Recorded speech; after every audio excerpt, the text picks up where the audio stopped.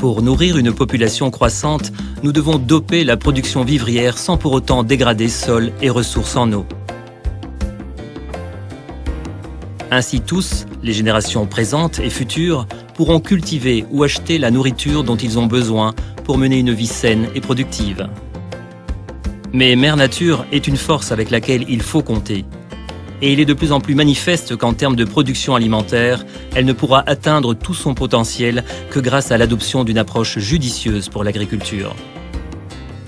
Ce qui veut dire exploiter au mieux les services offerts par les écosystèmes en optimisant l'efficacité du secteur agricole. Au Vietnam, la FAO soutient un programme de promotion de la biodiversité en faveur de son utilisation et de sa conservation. Ici, dans la province de Hoa Binh, dans les montagnes au sud-ouest de Hanoï, des membres de la minorité ethnique Muong sont désormais des obtenteurs végétaux accomplis. Grâce aux sessions de formation hebdomadaires sur le terrain, ils partagent leurs connaissances et évaluent les diverses variétés de riz. Ils en créent de nouvelles et effectuent des croisements pour récupérer les variétés traditionnelles.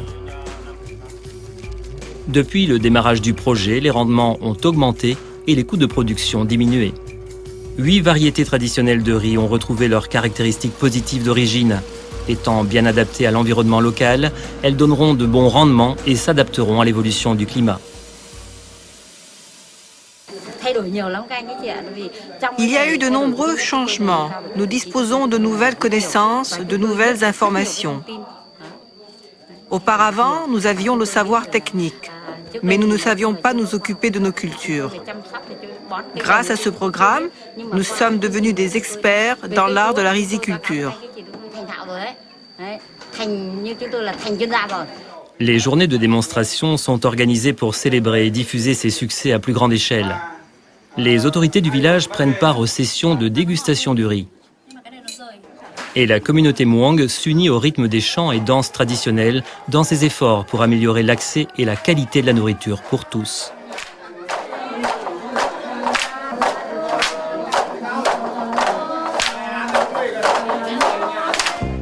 Au Sénégal, la communauté est tout aussi fondamentale pour le programme régional de gestion intégrée de la production et de la lutte contre les ravageurs en Afrique de l'Ouest.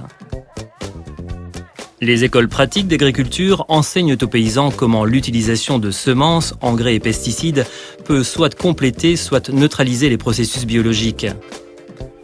Elles servent également à améliorer les capacités en commercialisation, économie et diversification des cultures. Un objectif primordial consiste à réduire le recours aux pesticides chimiques toxiques. L'introduction de pesticides naturels à base de plantes disponibles sur place fait toute la différence. Les pesticides chimiques ont fortement endommagé mes cultures tout en me donnant davantage de travail. Avec le nouveau pesticide, il suffit de l'appliquer, il n'y a rien d'autre à faire et je peux vendre toute ma production. J'ai pu constater les avantages pour moi-même et ma famille. Le pesticide chimique m'a rendu malade, alors que je n'ai pas de problème avec celui-ci. Le produit chimique était un vrai poison.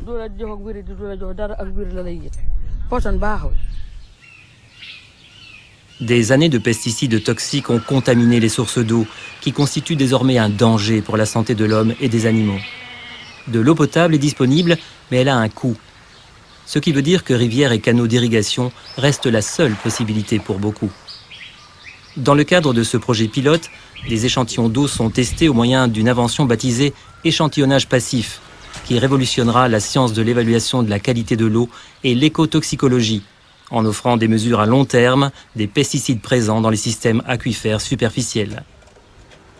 Les échantillons sont testés au laboratoire Ceres Locustox de Dakar. Ici, un projet de la FAO est soutenu par l'ONG sénégalaise Enda Tiers-Monde et l'Université de l'Oregon aux États-Unis. Les chercheurs mettent au point et testent une série de méthodes, d'outils et de processus. Cette technologie est cruciale pour les travaux de suivi de l'environnement de la FAO en Afrique de l'Ouest. Et elle illustre parfaitement ce qui peut être accompli lorsque différents éléments de la communauté internationale unissent leurs forces pour une cause commune. Dans la lutte contre la faim, tous les acteurs doivent travailler de concert, en tenant compte de Mère Nature. Nous savons comment accroître la production vivrière, mais pour améliorer l'accès à la nourriture, il faut aussi se battre pour la justice sociale et pour des filets de sécurité en faveur des populations les plus pauvres et les plus vulnérables de la planète. Pour atteindre la sécurité alimentaire pour tous, nous devons être unis contre la faim,